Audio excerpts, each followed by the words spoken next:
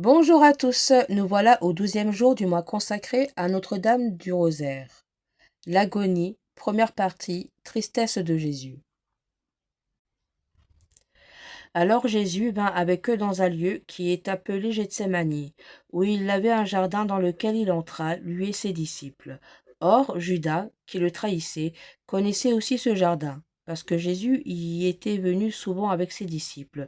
Et il leur dit, asseyez-vous ici pendant que j'irai là et que je prierai. Priez pour que vous n'entriez pas en tentation.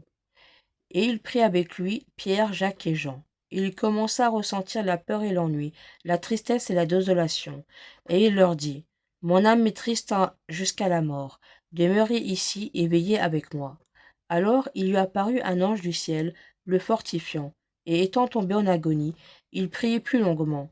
Et il lui vint une sueur comme des gouttes de sang coulant jusqu'à terre.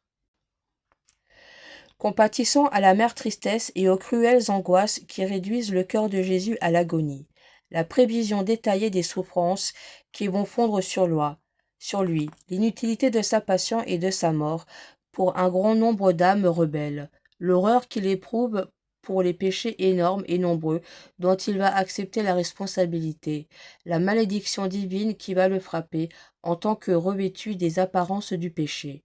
Voilà ce qui écrase et accable l'âme du Sauveur. En union avec Jésus, détestons sincèrement le péché qui l'a tant fait souffrir. Voici un exemple.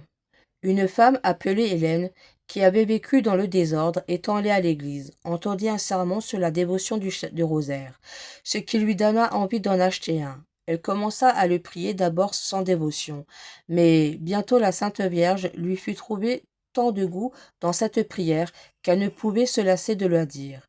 Par l'habitude de cette sainte pratique, elle mérita d'éprouver une telle horreur de sa vie passée, qu'elle fut forcée en quelque sorte de recourir au sacrement de pénitence.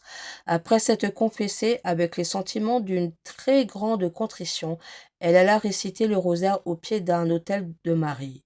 Elle embrassa un genre de vie très austère, et le Seigneur la favorisa de plusieurs grâces surnaturelles. Enfin, quelques jours avant sa mort, elle reçut la visite de la Mère de Dieu. Prions. Nous vous offrons aujourd'hui, Seigneur Jésus, dans cette première dizaine des mystères douloureux, en l'honneur de votre agonie mortelle au Jardin des Oliviers, et nous vous demandons, par ce mystère et par l'intercession de Notre-Dame du Saint-Rosaire, la contrition de nos fautes. Amen.